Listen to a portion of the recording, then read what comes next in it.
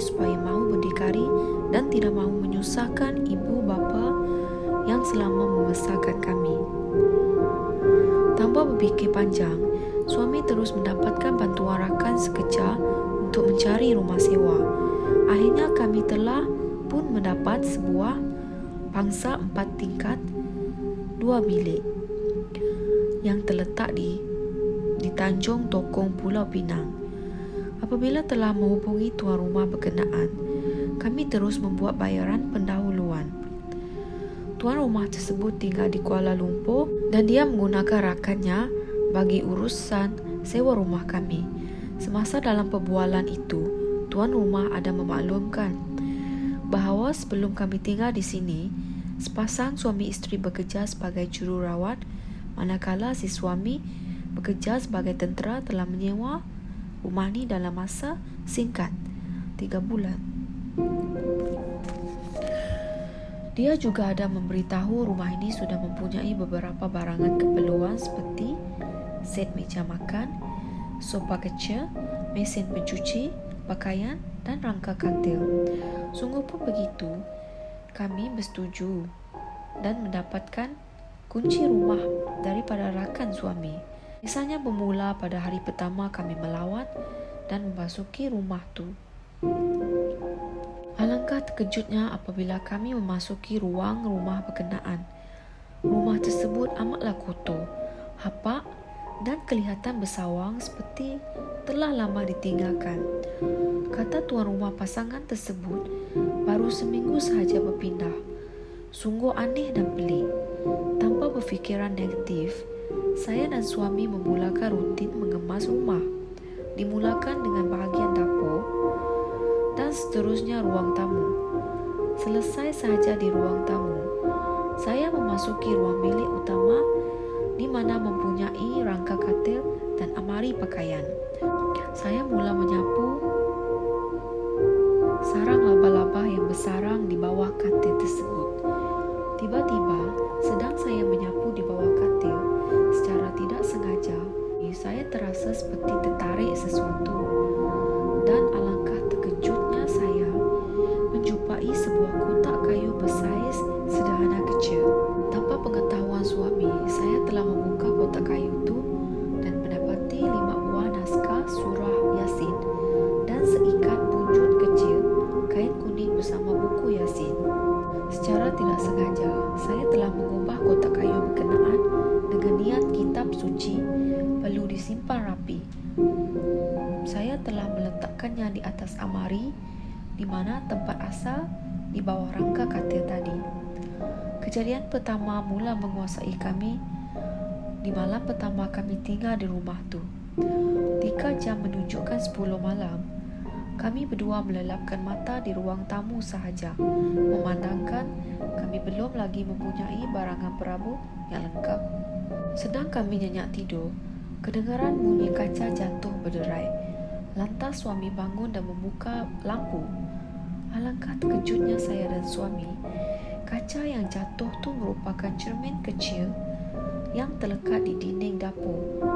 Dan yang anehnya, cermin kaca tu telah terbelah 2 di tengah dan bukannya berkecai seperti sangkaan kami. Persoalannya di sini, cermin tu telah pun dilekat sebaik mungkin. Bagaimana boleh jatuh? Jatuh dalam keadaan terbelah 2? Adakah itu satu amaran untuk kami? Kejadian kedua berlaku selepas 2 minggu. Kejadian cermin pecah di mana usai solat Isyak, kami melelapkan mata sehingga satu masa. Jam di dinding menunjukkan pukul 2 pagi. Sedang saya tidur membelakangi suami, saya mengiring ke arah meja makan. Tiba-tiba saya terpandang suami sedang duduk di kerusi tersebut sambil memandang tepat ke arah saya. Tanpa lampu dibuka. "Abang, buat apa tak lena lagi? Minum air ke?" tanya saya yang sedang lali sambil mata masih berat untuk dibuka. Selepas tanya, suami, saya hanya mendiamkan diri, lalu saya pusing seiring ke arah tempat tidur suami. Dan alangkah terkejutnya saya yang suami sedang nyenyak tidur di ulik mimpi. Dengan 1001 soalan di dalam kepala, saya terus menangis sambil menengkup mata di muka. Kenapa menangis tengah malam ni? Sapa suami tiba-tiba terkejut dengan keadaan saya. Saya hanya mendiamkan diri sehingga subuh menjelang. Siapa yang merenung saya tengah malam tu? Kejadian terakhir sepanjang kami tinggal di situ adalah apabila suatu pagi kami sedang sarapan jam 8 pagi.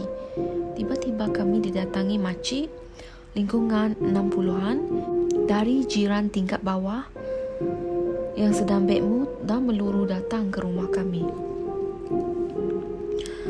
Ni hampa ni tak ada kerja ke malam-malam, duk tolak kabinet, bising-bising kat rumah ni. Kami duk bawah hampa ni ganggu tau tak? Marah makcik tu kepada kami suami isteri. Bila kami tolak kabinet makcik? Kami pun baru balik kerja pagi ni, balas suami. Kami pun hairan juga. Di mana datangnya bunyi kabinet-kabinet tu?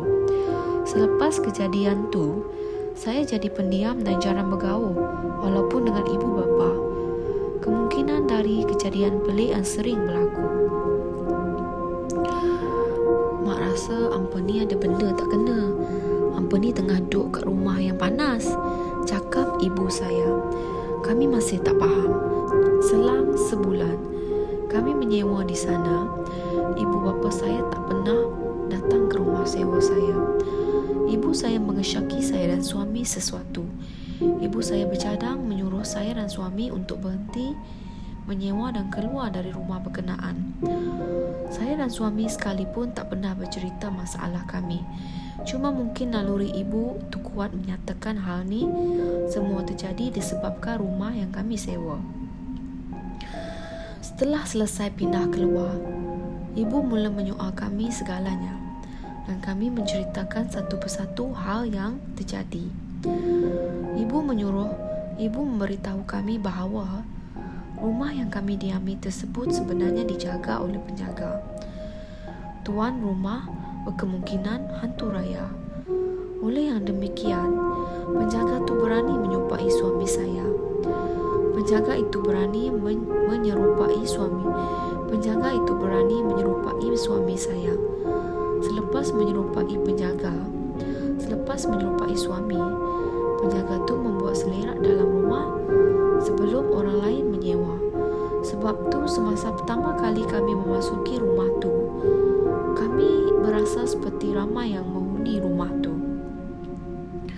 Tambahan pula, semasa hendak mengemas rumah, saya telah mengubah kedudukan kotak kayu tersebut. Berkemungkinan kotak kayu tu telah dipagar sebelumnya.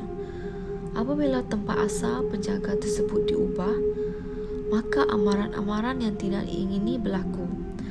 Amaran pertama penjaga tu sudah memecahkan cermin, kedua menyerupai suami, dan ketiga membuat gangguan jiran seperti buat bising walhal kami keluar bekerja. Nasihat ibu saya, jangan pernah sesekali mengubah kedudukan benda pelik dan aneh seperti kejadian kotak kayu, dan jangan diami rumah yang telah siap barang perabot.